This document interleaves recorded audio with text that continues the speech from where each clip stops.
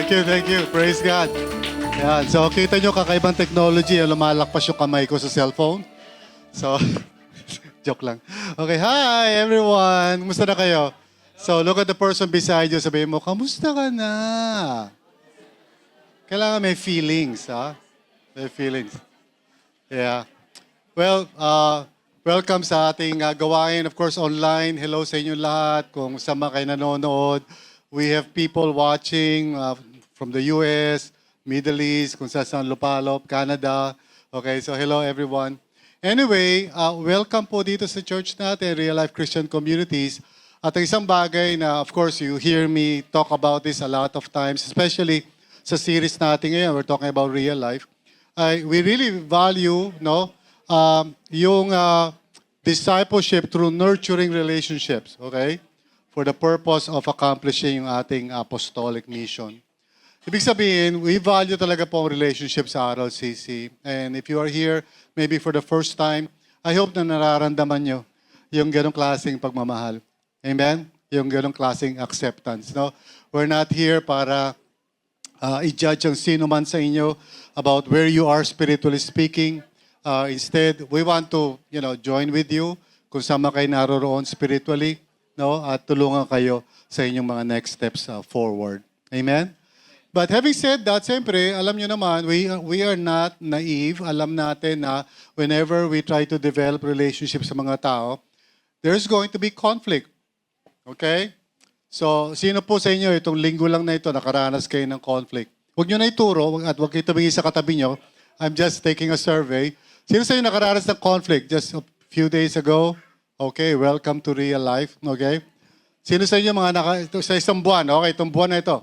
August. Ayan. Sino sa inyo naghahanap kayo ng conflict? Wala ba? Okay, hopefully not. But anyway, the reason why I ask, kasi po, mahalaga talaga for us to understand, it's not so much kung ano yung nangyayari, relationally speaking, but what is really happening sa puso natin, spiritually speaking, whenever there is conflict. Okay?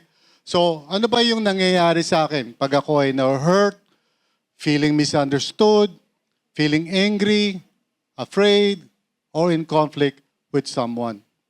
The title of this message is Living with Discernment. Kasi isa sa mga bagay na kailangan matutunan natin bilang mga mananampalataya is to develop yung ganung klaseng discipline, yung bang hindi lang tayo basta umaakto based on our feelings o kung naman yung naisip natin, we just go ahead and do whatever feels good sa atin. Because most of the time, imbis na makatulong yun, nakakalala pa ng sitwasyon yun. Okay? What is important sa isang follower ni Christ is ma-develop yung reliance natin sa Panginoon to really show us and guide us, lalong-lalo na during times na nagkakaroon tayo ng relational pressures or conflicts. Amen? Bahagi yun ng buhay. As we relate with others po, especially in the body of Christ, and of course, hindi naman siguro bago sa inyo yun, hindi porket Christian yung katabi mo, ay mabait na yan. Ay, sorry, ikaw pala. Okay, lahat tayo, okay? So, everybody here is a work in progress. Amen?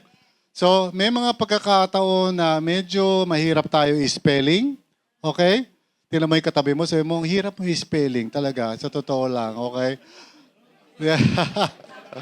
Okay, or even in marriage or in the family. Okay, there are times when we experience conflict and relational pressure. Now, I'm not exempted from that. Hindi porket pastor ako or my wife is a pastor, yung family namin, the Christian family, hindi kami exempted doon. We go through those kinds of experiences, di ba? We can easily get carried away kasi. Totoo naman yun.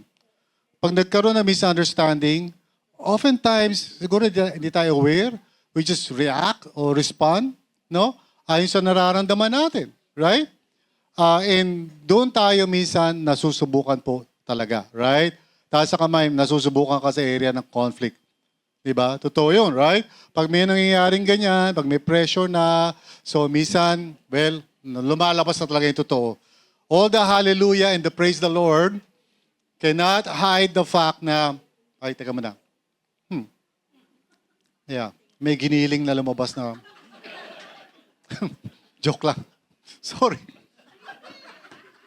Sorry. Gross naman, napaka-gross. Kasi kanina may nagbigay sa akin ng giniling kaya, okay. Anyway. Napaka-natural ko dito, no? Di ba? Parang, Pastor naman, napaka-gross mo naman. Okay. Real life tayo. Okay. Anyway, so yun na nga. Sa mga ganung pagkakataon, kailangan maging, ano ba tong giniling na to? Kapag, tubig. Tatawa-tawa kayo, ganyan din naman kayo. Di ba? Okay, anyway. Pag may mga conflict kasi, okay, doon lumalabas whether we are still being led by the Spirit or tayo ba ay nalilid ng ibang spirit, okay? And that's unfortunate pero helpful yon. Kasi once we realize na, okay, there's a lot of me coming out, pag may conflict, di ba, it's more about me, lumalabas, then that's a good thing. Kasi I can come to the Lord and say, God, would you just help me? Masyadong punong-puno ako ng sarili ko. Okay? Whether marriage yan, family yan, or whatever, revelation yun sa atin, and also invitation yun. Ay, maraming salamat. Okay? Sakristan dyan. Yung lolo ko ganyan pag kumakain. As nilulunok lang niya gano'n. Okay. Doon ka natutunan yun Okay? Yeah? Tama kayo na tama. Kayo talaga, parang hindi nyo ginagawa yan. Ginagawa nyo rin naman yan. Sayang yung tubig di ba? Okay. Hindi tuloy ako. Hindi ako makapagpatuloy. Okay. Anyway, asa na ako? Yun na nga. Okay. So, how can we know? Paano malalaman? Okay. So, in times of conflict, paano ko ba malalaman that I'm still being led by the Spirit at hindi yung flesh ko lang o sarili ko lang ang umiiral? Okay? Kasi, here's the truth, Okay, magagalit. Kapag laging umiiral sa iyo yung sarili mo, imbis na ma-solve yung mga problema, lalo lumalala yun. And siyempre, yung kausap mo, kung ganun din, not being led by the Spirit, after a while, sigawan na kayong dalawa.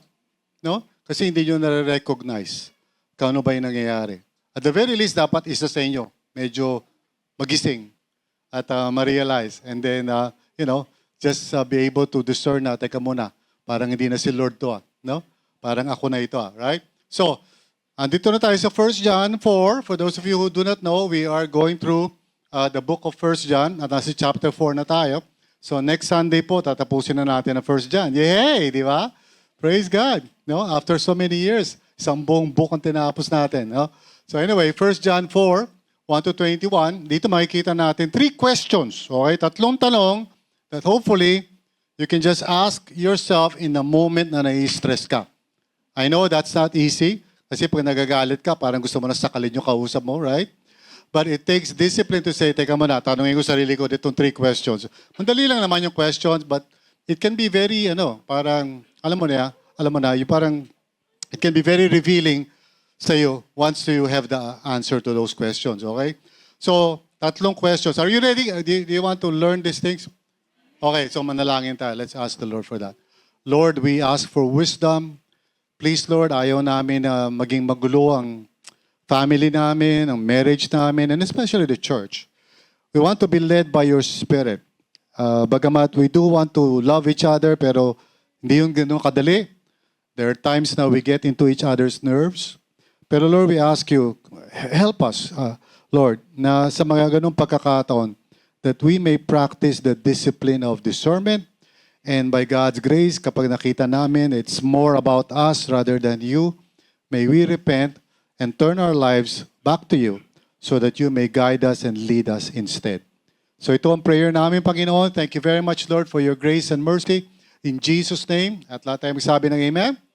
All right. Okay. So let's look at the questions, okay? Number 1, who am I listening to? So it's a very simple question, very revealing then at the same time. Kanino ka ba nakikinig? Okay? Kasi at the moment of conflict, you are listening to someone. No? Yun ang nag-guide sa iyo sa reaction mo. Okay? Now, of course, siyempre, ideally, you should listen to the Lord. However, hindi ganun kadali yun. Because sometimes, sa heat of the moment, hindi ka na nagkakaroon ng time to actually discern saan man nanggagaling yung mga naiisip mo. Saan ba nagagaling yung mga nararamdaman mo? So let's look at what John says, okay, in verses 1 to 6. Sabi niya, "Dear friends, do not believe every spirit, but test the spirits to see whether they are from God, because many false prophets have gone out into the world." Now, there's a particular context here kay John, and we will look into that and then apply it also sa present time natin. All right? Now, sabi niya, tuloy natin, verse 2, "This is how you can recognize the Spirit of God. Every spirit that acknowledges that Jesus Christ has come in the flesh is from God." Okay? Now, he doesn't simply mean na parang sabihin mo lang, Jesus is Lord. Kundi, he's really talking about the whole message about Jesus. That has been the context of 1 John so far. No? Ibig sabihin, not just parang sabihin mo, si Jesus Lord ko yan. No. It's really all about who He is, what He came to do, what He said, and all of that. Okay? The gospel. Okay? So, sabi niya, pag hindi ina-acknowledge si Jesus, you would know that there is a problem. Now, sabi niya ganun sa susunod, "But every spirit that does not acknowledge Jesus, okay, is not from God." The word he uses in the original Greek is a word na actually ginagamit ng mga tao pag hindi na sila magkasundo sa marriage, yung word na annulment. So actually what John is saying, anyone who annuls Jesus, ayaw na nila na parang si Jesus ang nagro-rule ng life nila, gusto nila makipag-divorce kay Jesus, okay? So sabi niya, that is not from the Lord. So this is the spirit of the Antichrist, sabi niya, which you have heard is coming and even now is already in the world. So he's now saying basically sa mga kausap niya na you have to understand, merong Antichrist, kalaban ni Christ, who's trying to, look for somebody or someone or a group na pwede niyang i-work out yung kanilang mga emosyon para that they will be in conflict sa isa't isa, mag-aaway sila, looking for couples para magkahiwalay na sila, looking for, parents and children para hindi sila magkasundo. There are evil spirits at work, sabi ni John. Okay?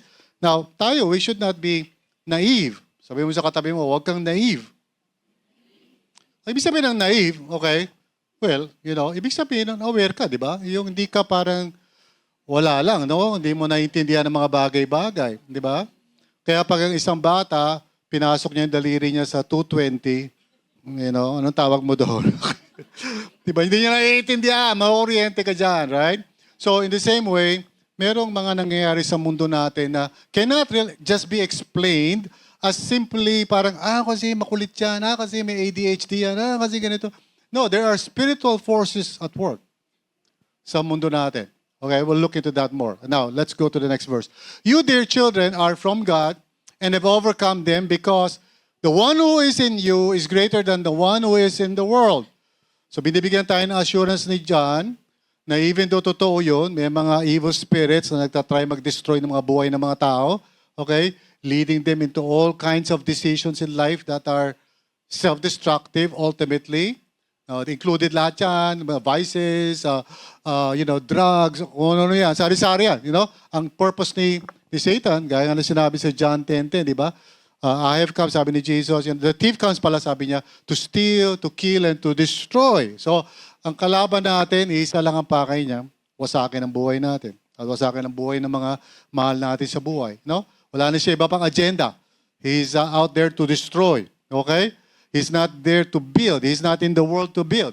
Pero, thanks be to God, okay, si Lord na nasa atin is greater than Him. Amen. Okay? So, assurance sa atin yon. Huwag kang matakot kasi minsan sobrang dami na pinanonood natin mga horror movies. Kaya ang tendency natin masyado tayong matatakutin, Uy, may nararamdaman ako, may ingay. So, we have to learn to trust the one, the Holy Spirit, who lives in you. Okay? And He is greater than the one who is in the world. Amen ba? Okay.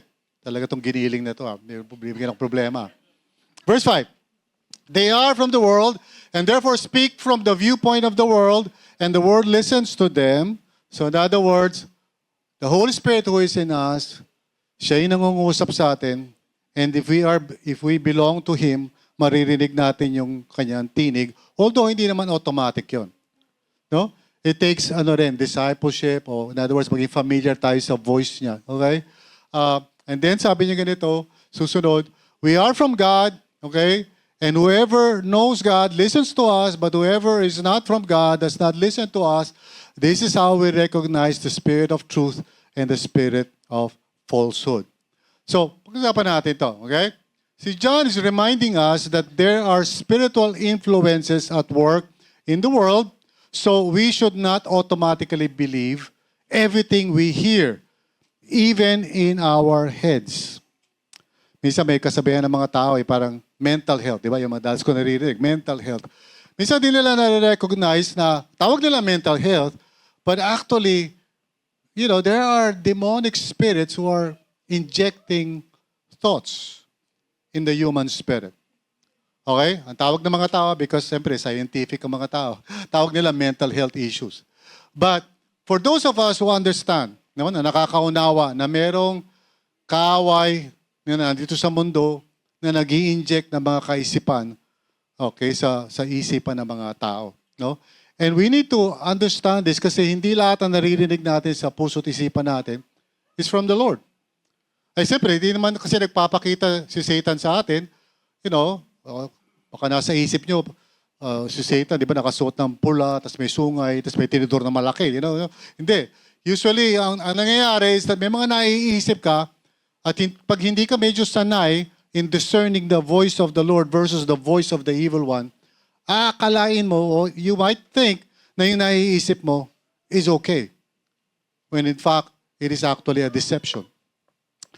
There was a time na ako'y bata pa na nagkaroon ako ng pagkakataon to enroll in the College of Music sa UP. No? This may be parang surprise sa inyo. Nag-aaral ako sa UP. Sa dami ng mga pinag-aralan ko. Dami ko pinag-aralan eh, okay?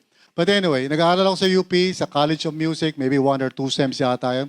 And I remember one particular subject sa music theory namin, kung saan tinuturuan kami ng teacher namin kung paano maging sharp ang aming pandinig. Okay? So ang ginagawa ng teacher namin, nandun siya sa piano, okay? Tapos nakapila kami lahat. Tapos harap kami isa-isa. And then pipindot siya ng isang key. Okay? Ting, gano'n. Tapos sasabihin namin kung anong nota yun. Okay? Yung mga kaklase ko, ang gagaling.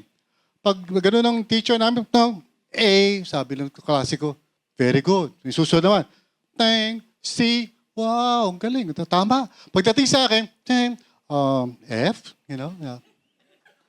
Lagi akong mali. Okay? Lagi akong mali. So, sabi ko, ma'am, paano po ba yun? Medyo hindi ko matunawan yung gano'n eh. Sabi niya, well, kasi wala kang perfect pitch. Sabi ko, ano po ba yung perfect pitch? Yung pag may narinig kang tunog, alam mo agad kung anong nota yun. No? So, sabi ko, ano ba yung meron ako? Sabi ko gano'n. Sabi niya, ikaw, meron ka relative pitch. Sabi ko, ano po yung relative pitch? Ibig sabihin nung ganito. So, pindot siya, sabi niya, A. At pindot siya gano'n. Yan, ha? Okay. So, yeah, okay. Tapos pagkalipas ng ano, liga. Pipindutin ko ulit, ha? Tek. Naalala ko yung tulog nung una. Sabi ko, yan. Sabi niya, kita mo na? May relative pitch ka. Kasi meron ako pinarinig sa'yo earlier. Tapos nung narinig mo ulit, alam mo na. Pero kung di ko paririnig sa'yo yan, dahil wala kang perfect pitch, hindi mo ma-recognize yung tono. Okay? Amen. Marami sa atin dito wala sa tono. Okay. Hindi natin alam kung ano yung boses ni Lord. Akala mo lahat na pumapasok sa isip mo, yun na yun. Hindi mo siya na-discern. Wala ka kasing perfect pitch. Now, siguro meron ilan sa inyo rito, may prophetic gift kayo. Diba? Para si PG, pag sabi ni Lord. Hindi ganun. Pero ibig sabihin, agad nyo na-recognize ang voice ni Lord. Si Lord yan. Okay? Siguro mayroon mga uniquely gifted dito. Yung pag may pumasok sa isip mo, okay, si Lord yan. Tapos, hindi, kay Satan yan. Alam mo, God. But for most of us, medyo kailangan develop yun. Kailangan relative pitch kasi tayo eh. You know, what does that mean? It means na yung getting into the Word of God, becoming familiar with the truth of God's Word and God's revelation makes us sharper in our discernment. Okay? Sa madaling salita, mas nalalaman mo, teka muna, yung naiisip ko, okay? Hindi yan kay Lord eh. How do you know that? Well, kasi familiar ako sa Word of God eh. Now, here's the problem ngayon ng modern Christians, okay? Modern Christianity. Kasi nagre-rely tayo sa maraming ways ng tawag dito sa social media and everything. Wala tayong discipline of really getting into the Word of God, the Bible, and really studying it. Okay? So much so na pag may nagsabi ng ganito sa inyo na parang, sabi nga pala ni David sa ganitong, ikaw naman parang, David? Sino yun? Si John David ba yun? Ano ba yung big... Okay, so hindi mo alam kasi hindi ka familiar. No? Of course, sa Israel, ang mga bata pa lang sila. They get soaked na in the Word of God. Pagdating nilang 12 years old, kabisado na nila ang, ang buong Pentateuch. Kaya na nila i-recite from memory. Wala silang mga Bible. Yung mga bata sa Israel, wala silang Bible. What they do is memorize lang ng memorize. Now, iba sa atin, of course, ayoko naman pag-guiltyhin kayo, pero sige, kailangan na talaga pag-guiltyhin kayo. Hindi tayo nagbabasa ng Word of God eh. So pag nagkakaroon tayo ng mga kaisipan, hindi mo ma-discern na, hindi na si Lord yan eh. Kaaway na yan. Si Satan na yan na nagbibigay sa inyo ng thought na yan. Amen? Minsan may nangyayaring conflict sa mag-asawa, di ba? Hindi ako, napasok sa isip mo, hindi niya ako mahal. Wala na, ito na yung katapusan namin. Dati nag-I love you kami, pero hindi rin siya nag-I love you. Ano ibig sabihin nun? Meron ng third party. Anniversary namin, nakalimutan niya, akalain mo. Tapos may bubulong sa isip mo, di ba? Kung talagang mahal ka niyan, maaalala niya yung anniversary mo. Maaalala niya lahat, di ba? Pati yung korte ng kuko mo sa paa, alam niya yan. Now, siyempre, pag ina-entertain mo na yan, di ba? So, medyo sisibangot ka na. Tapos sasabihin ng asawa mo, ba't parang wala ka sa mood? Wala. Ano mga nagawa ko? Hulaan mo. So, ikaw naman wala kang, di ba, gagawin ka pang propeta ng asawa mo, di mo alam kung ano yung nangyayari. But what's the problem? Something is going on in your mind na hindi mo na nade-discern kung yung ba ay totoo o hindi. Karamihan sa mga conflict, hindi lang sa mag-asawa, sa mga pamilya, sa church, ay dahil may mga tumatakbo sa isip ng isang tao na hindi niya nade-discern kung saan galing. Amen?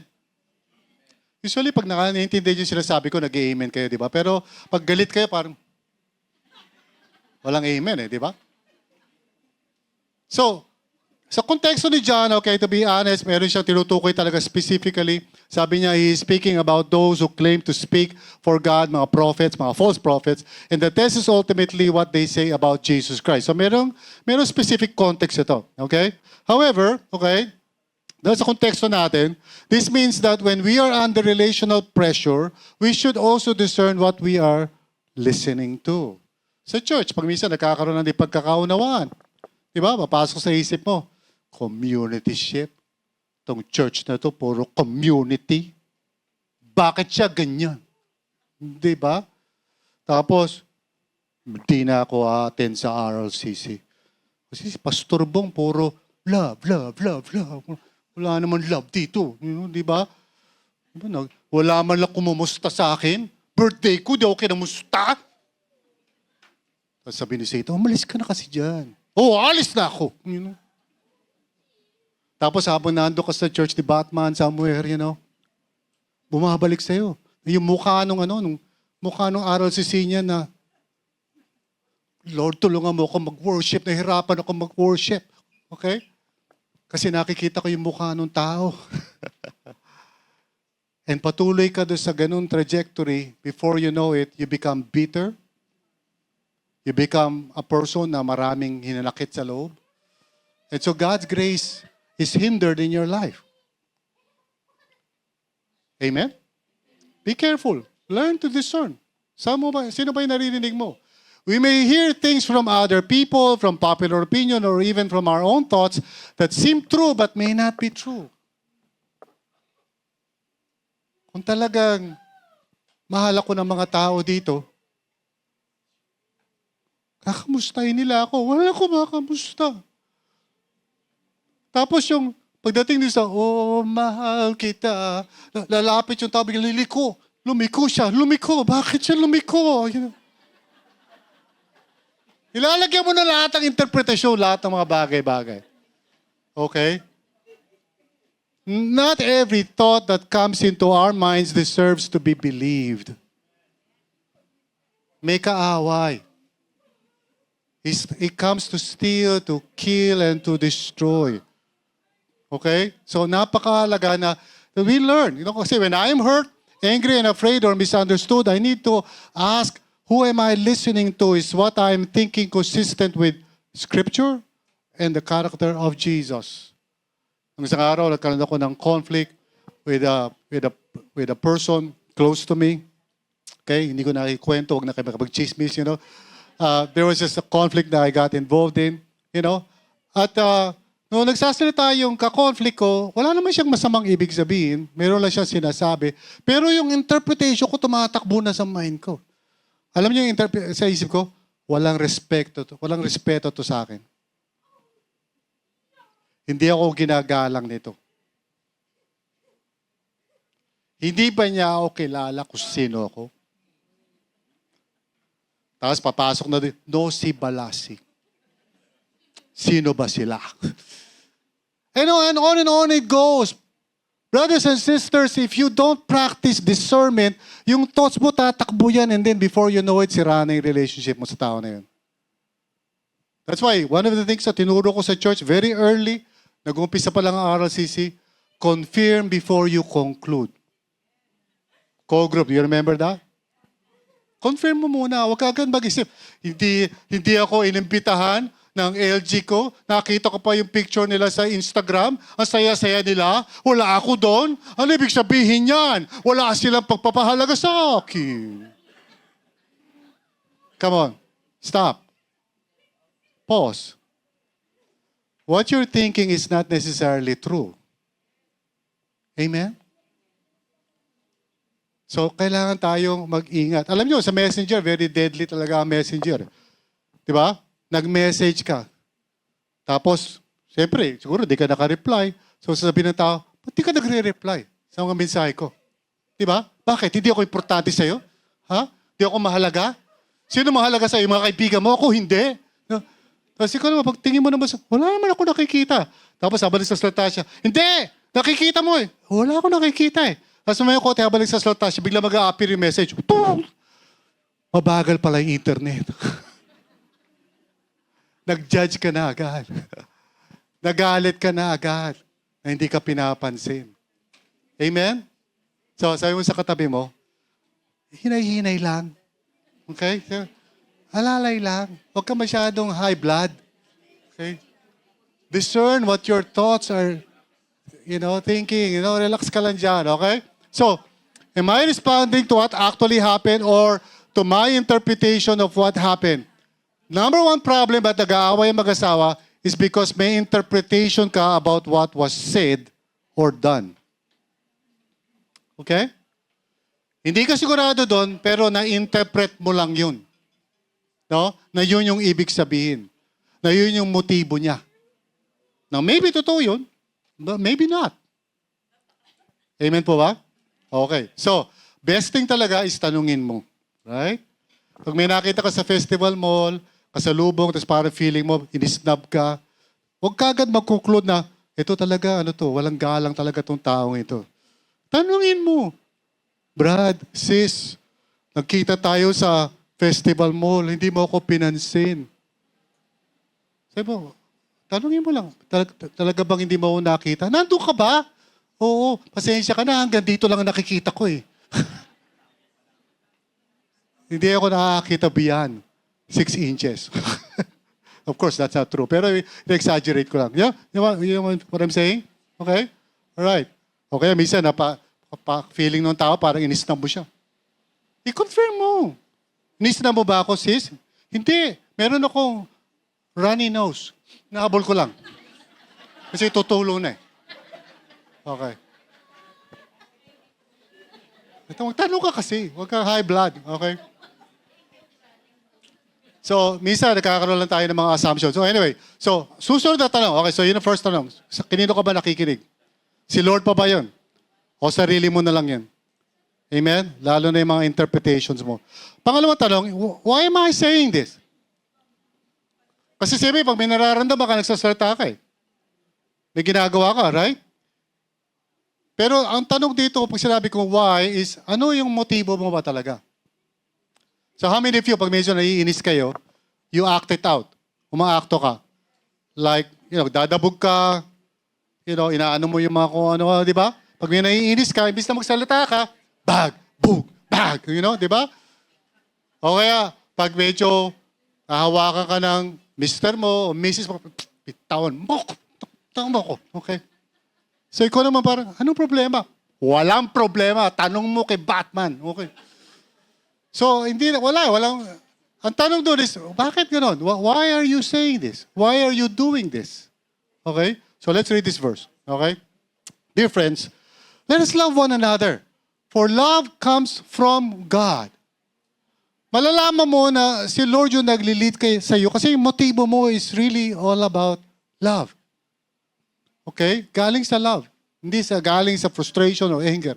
So sabi niya, everyone who loves has been born of God and knows God.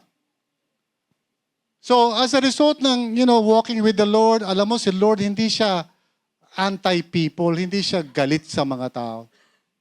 Okay? Kahit na nga yung mga makasalanan, he still loves them. Right?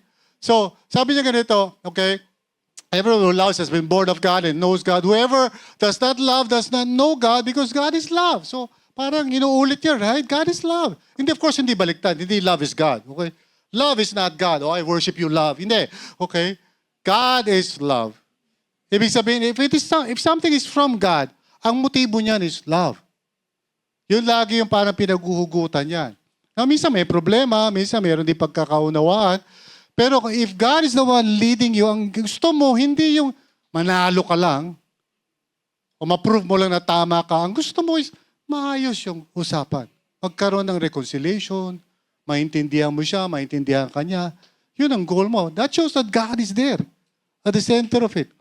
Pero pag iba yung motibo mo, gusto mo na ikaw yung maging tama, ikaw yung manalo, ako yung lalaki, kailangan ako yung manalo, o kaya ako ang babae, kahit anong mangyari, ako ang mananalo.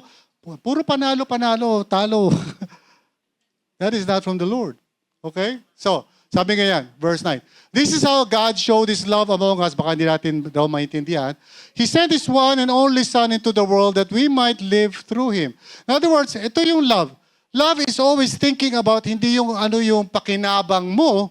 Like God, ang desire niya is ano ang makakabuti sa iyo. That's what love is. Iniisip niya palagi, ano ba makakabuti? Ano ba makakatulong sa atin? Ano ba magpapalalim pa ng ating tiwala sa isa't isa? Right? And that means listening. That means allowing the other person to speak. Hindi kalagitnaan ng salita niya, sinisingitan mo na. Right?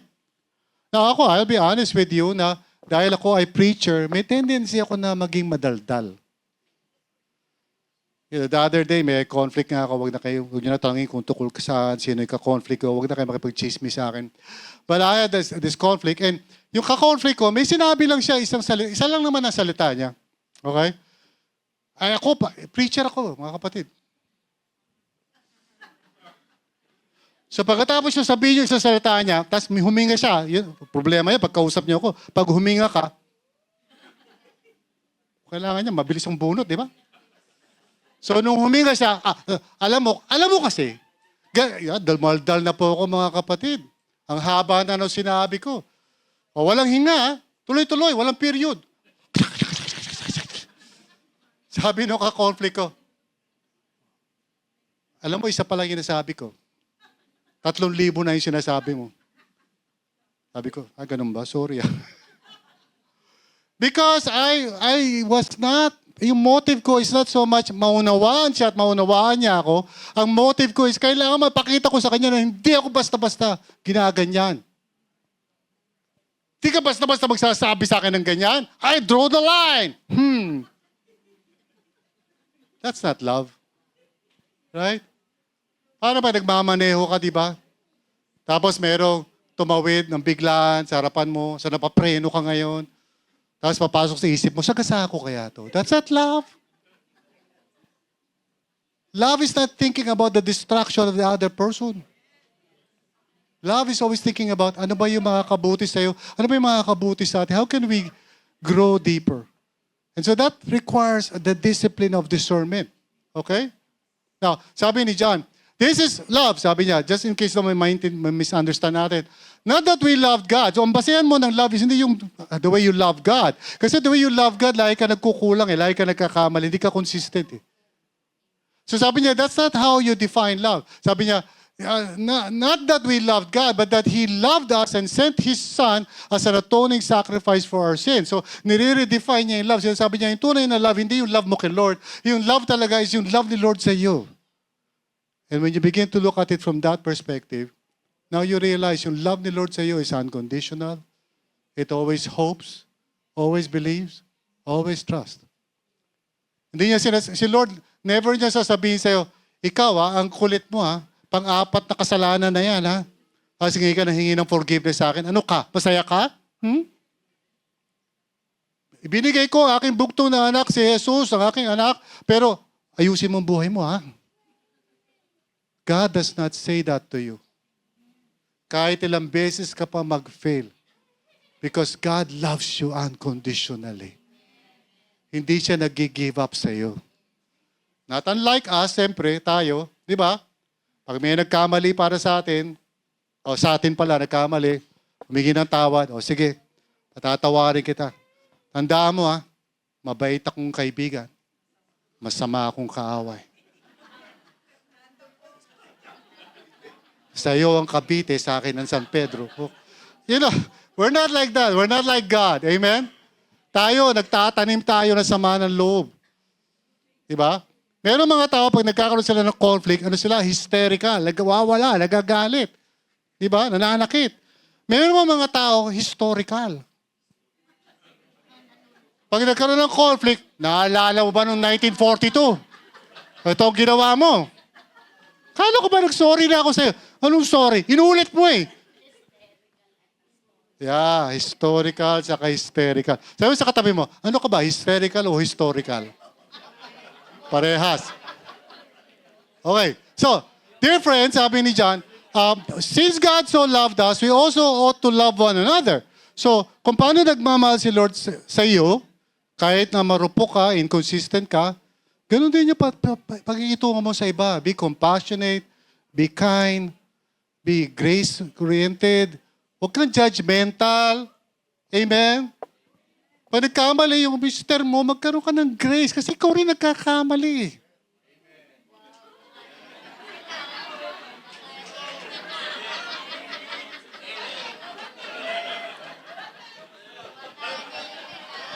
May hugot, di ba? May hugot. Yeah, hugot. Yung hugot, yan po yung kambing na lagi may problema. Hugot. Okay. Okay. No one has ever seen God, but if we love one another, God lives in us and His love is made complete in us. So, kahit sabihin natin, hallelujah, praise the Lord, ang talagang pinaka-test talaga ng presence ni Lord sa buhay mo is yung nagmamotivate sa'yo palagi is the love of God. Hindi ibig sabihin na hindi magkakaroon ng problema. Normal kasi yun Amen? So huwag niyo isipin, Christian ka pa naman, nagagalit ka. Oh, don't say that. Lahat ng tao nagagalit. Amen? So sa mga loob natin, nasasaktan tayo. That's a very normal thing. It's called being human. Okay?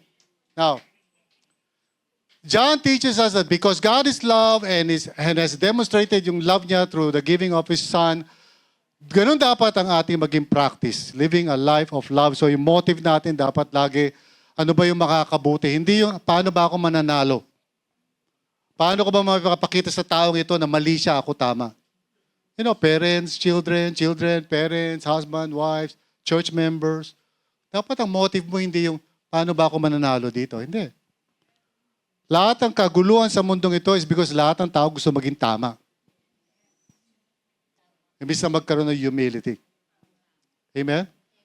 So, I may say something that is true while being motivated by anger, pride, revenge, or the desire to win. Yeah, the other day, ganun ako.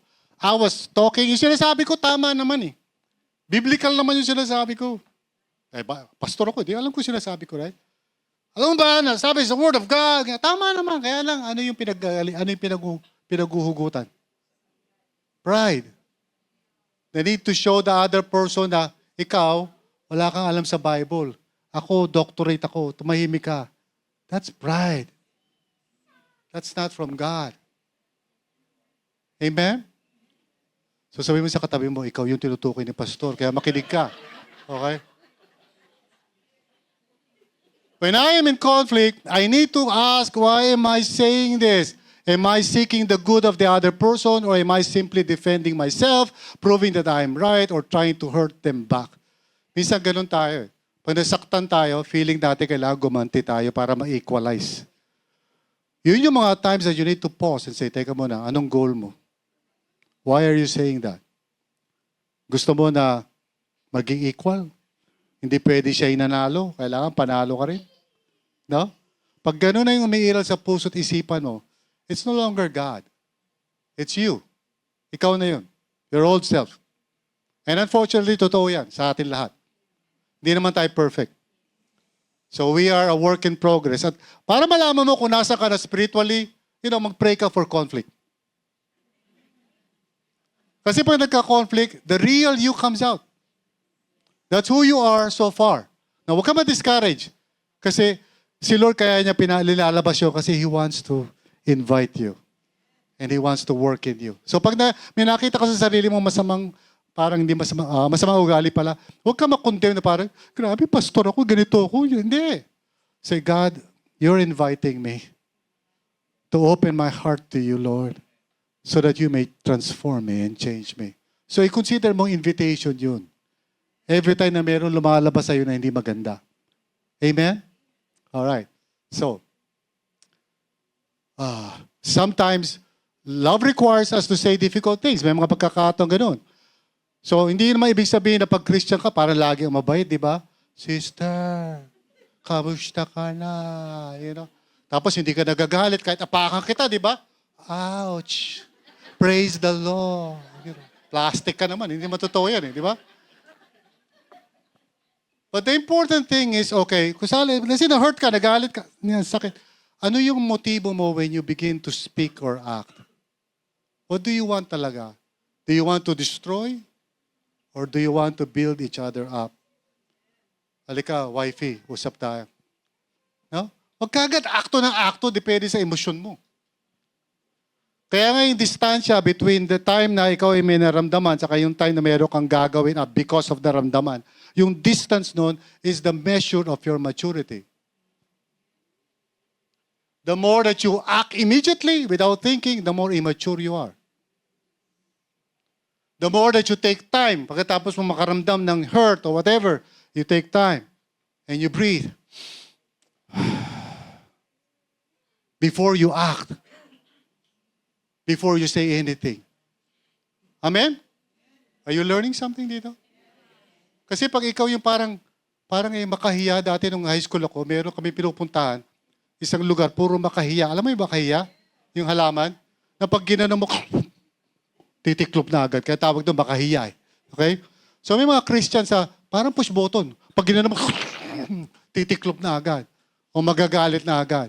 And then pag nagkasira-sira na yung relationship, di ba? Saka pa lang siya mahihimas-masan. Dapat di niya sinabi yun. Dapat di niya ginawa yun. Dapat, too late the hero. Okay, amen? So, tao tayo, right? Amen. Taas sa kamay lahat ng tao rito. Oh, good to know. Sasaktan tayo. Na-offend tayo. Amen? So, sabihin mo sa katabi mo, sabihin mo sa katabi, tingnan mo siya, sabihin mo, promise, ma-hurt kita. Hindi ko sasadyain. Pero, baka sakaling mangyari sa atin dalawa yan. Please, wag agad, di ba? Nasaktan ako. Ayoko na. Aalis na ako. Hindi na ako mag-church. You're reacting, not responding. Mag-respond ka faithfully. And trust God for the process. Amen? Okay. So the last question is, how am I saying it? First question, kanino ba ako nakikinig? Kay Lord pa ba? O sarili ko na lang? O minsan, kay Satan ka ba nakikinig? Why am I saying it? Ano ang goal ko? Gusto ko ba maging tama? Gusto ko manalo? Or am I desiring in my heart na maging maganda yung relationship natin dalawa? Pero how am I saying it? Kasi yun din ang mahalagang question doon, paano ka nagsasalita? Amen? Kasi kahit na sabihin mo isang tao yung salitang I love you, di ba? Maganda yun, right? Pero ganito ang tono mo, I love you. Di mo ba alam na I love you? So yung tao kausap, parang, love mo ba ako talaga? Parang mukha kang leon. Yun na ba? No, it's really how you say things. Amen? Alright, so basahin natin itong sinasabi ni John. This is how we know that we live in Him and He in us. He has given us of His Spirit. Okay? And we have seen and testified that the Father has sent His Son to be the Savior of the world. When God gives you the Holy Spirit, nagbabago yung salita mo, nagbabago yung mga prioridad mo, nagbabago yung mga bagay na importante sa'yo, nagbabago yung maraming bagay. Hindi instantaneously, pero makikita mo yun. Right? Nung hindi ka pa born again, wala kang pakialam sa mga worship na ganyan. Pero nung na-born again ka, parang unti-unti nagkakaroon ka ng desire to come to church, to listen to the Word of God. Di ba? Dati di ka nagbabasa ng Bible, pero ngayon parang gusto mo nang basahin. It's a transformation unti-unti. Di ba? When the Spirit of God lives in you, makikita mo nagbabago. Even yung conversation mo.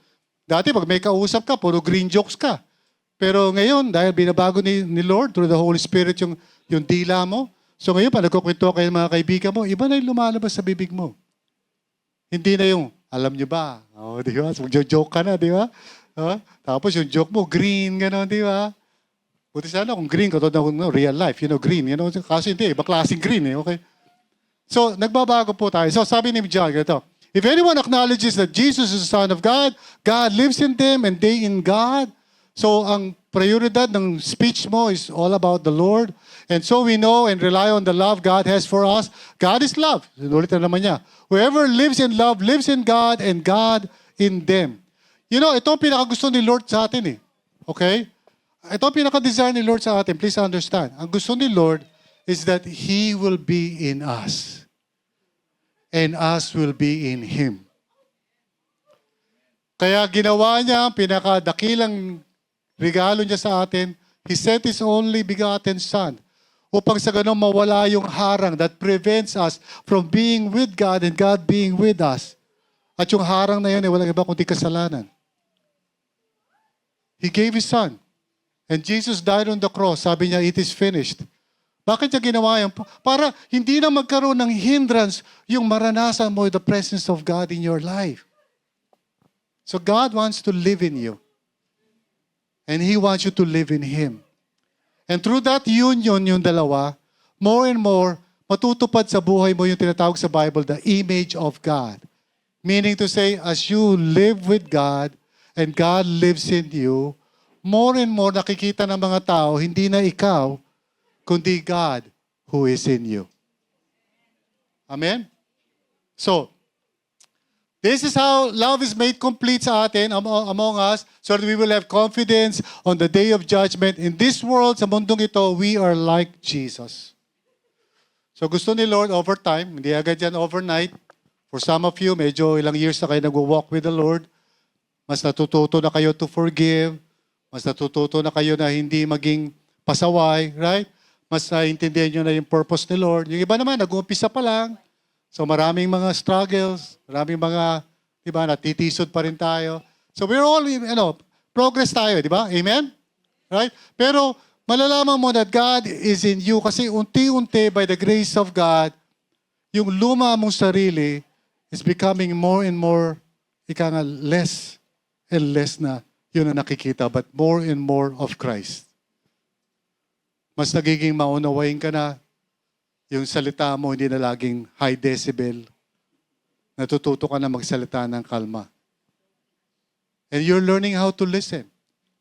Kahit na meron ka nararamdaman sa puso mo, talagang because of the work of God sa buhay mo, imbis na magalit ka, sasabihin mo, sige, makikinig ako sa iyo. Ano ba ang nararamdaman mo? That shows Jesus in you. Amen? Kasi kung ikaw lang yung gusto mo dumaldal eh. Gusto mo magsalita eh, right?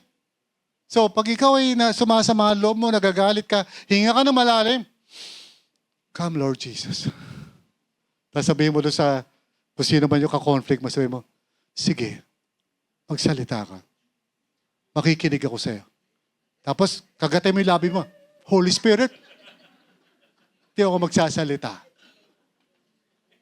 It's not easy, of course. I'm just exaggerating it. Pero totoo niyan, without the Lord, di mo magagawa yun. But the Spirit of God helps you. Okay? So, yan sasabihin ko sa inyo, learn to walk with the Spirit. Learn to listen, okay? So, there is no fear in love, but perfect love drives out fear because fear has to do with punishment. The one who fears is not made perfect in love. Pagka napupuno yung puso mo ng love of God, you become more and more secure. Pag ikaw ay hindi namumuhay in the love of God, lagi ka insecure. Lagi mo iniisip, ano na sasabihin ng mga tao? Bakit? Ganito na lang tingin nila sa akin, Bakit? Sino ba sila? So like you're driven by the constant fear for approval, for, yung worth mo nakasalalay sa opinion ng mga tao. Parang so you're not secure. But when you are filled with the love of God, Lord, okay lang, kasi nila ako naiintindihan. Loves mo naman ako, di ba? Okay lang yun, Lord. Kahit galit sa akin itong taong ito for now, Lord, mahal mo ako, so it's okay. Hindi nakasalalay doon yung identity ko. Are you with me? So, sabi ni John ganito, we love because He first loved us. So kaya lang natin nagagawa yan because of the love of God sa puso natin. Kaya nga napakahalaga that you walk with the Lord. Huwag kayo magpalipas ng isang buong linggo na harid kayo, super activity kayo, left and right. Tapos wala kang time to just enjoy the love of God for you. Kaya nga, ang Sabat napakahalaga sa Christian yan. Kasi alam mo, as a Christian, minsan you're always trying to prove yourself sa mundong ito. Kasi feeling mo, pag hindi ka kumilos, parang guguho ang mundo. Pag hindi ka gagawa, parang, mamamatay na kayo. And taking that rest, kahit na isang maga lang, halimbawa, na Monday morning, just rest, parang sabihin mo lang, Lord, hindi guguho ang mundo at hindi kami mamamatay. Pahinga lang ako. Just learn to accept the love of God sa buhay mo. Amen? Kasi pag ikaw ay laging takot, di ba? Minuto-minuto yan. Parang, kailangan kumilos. Kailangan gumawa. Kailangan itong transaksyon na to. Kailangan yung commission hindi ma-miss. Kailangan itong biyahe na to hindi mawala. Learn to live in the love of God. Lord, mahal mo ko. Amen. Hindi mo ako pababayaan. Kahit anong mangyari, hindi mo ako iiwan. Amen? So, purihin ang ating Panginoon. So, we love because He first loved us. Whoever claims to love God, yet hates a brother or sister is a liar. Okay? Medyo dramatic si John magsalita. He's saying, don't just say, oh, I love you, Jesus. I hate you, brother. Hindi pwede. Right? So, whoever does not love their brother and sister whom they have seen cannot love God whom they have not seen. Of course, maganda yung nagwo-worship tayo. Lord, I love you. I praise you. Hallelujah. Itong katabi ko, Lord, ilayo mo siya sa akin. No, that's lying. That's not true. Amen? Si God, hindi mo nakikita, andun siya sa katabi mo. Andun siya sa asawa mo. Andun siya sa kapitbahay mo. Right? So you practice the love of God sa real people that you engage with. Okay? So, and He has given us this command, sabi niya, anyone who loves God must also love their brother and sister. Amen? Lord, I love you. I love also yung katabi ko. Amen? Di ba? Praise God. So, John connects the presence of God's Spirit with a life that reflects God's love and becomes like Jesus, of course, over time. Because we are secure in God's love, we do not need to manipulate, control, lash out. Pag ikaw nagagalit, nagwawala ka, you're trusting in yourself para magkaroon ka ng significance sa mundong ito. Let go of that. Hindi ka kinakailangan maging tama. Hindi ka kinakailangan manalo sa asawa mo. Lagi na lang ako nagsosorry, siya hindi nagsosorry. Yaman mo na yun. Amen? Si Lord na bahala sa kanya. Lord, i-convict mo siya. Wag niya. Learn to just let go of that. Let go of the outcomes of your life. Stop controlling. Kaya ka nagko-control kasi natatakot ka. Amen? So, this does not mean that we will never experience anger, hurt, or fear. Rather, we must learn not to allow those emotions to determine our words and actions. Muli po, pag may naramdaman kayo, nasaktan kayo, whatever, huwag agad aakto. Discern. Okay. Huwag mag-react. Mag-respond. Lord, because I know mahal mo ako, Lord. Alam ko na tinatanggap mo ako as I am. Okay. Lapit ka na ngayon. Sige, love. Ano ba ang sinasabi mo? Diba? Tapos biglang, yung asawa mo, pag nakita nag-humble down ka, diba? Nag-humble down siya. Atake! So, sasabihin ngayon ng asawa mo, humble ka ngayon, ha? Ikaw! Damuho ka! You know, so ikaw naman parang, hey, Lord, respond. Respond. No, I'm just kidding. Hindi madali. But the Lord who is in you is greater than the one who is in the world. Amen? Okay, so, the Spirit enables us to respond. By God's grace, unti-unti. Huwag kayo makondemn, ha? Pastor, yung mga sinasabi mo, ako yan eh. Huwag ka makondemn, parang, ang sama-sama ako talaga, uud. Hindi. We're all in progress, amen?